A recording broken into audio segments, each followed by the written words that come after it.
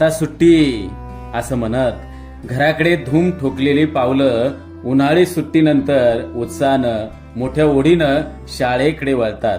उन्हाच्या रखरखाटाने मलूल झालेला शाळेचा परिसर त्यांच्या चिवचिवाटानं जिवंत होतो. शाळा ही तितक्यात उत्साहानं सर्वांचं स्वागत करते. मुलांच्या भेटीनं झालेला आनंद शिक्षकांच्या डोळ्यातही उमललेला दिसतो.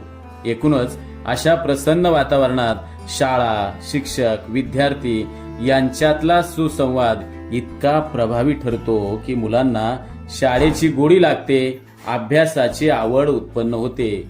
मंडळी, जमिनीला वापसा आला की बी रुजते, तसंच विद्यार्थ्यांच्यातला हा उत्साहाचा वापसा आपण लक्षात घेऊन शिक्षणाचं बीजारोपण या महिन्यात व्हायला हवं.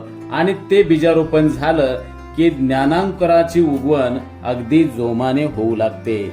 यामध्ये शिक्षकाची भूमिका अतिशय महत्वाची असते आणि ही मुलं शाळेत आल्यानंतर शाळेतल्या गमती जमती, मित्रांशी रंगणाऱ्या गप्पा कानात कुजबुजू लागतात. सुट्टीत एकाकी असणारा शाळेचा परिसर या चिमण्यांनो परत फिरारे अशी साथ घालायला लागतो. आणि हे सगळं सुरू झालं की समजावं, अरे जून महिना आलाय, आता शाळा भरली.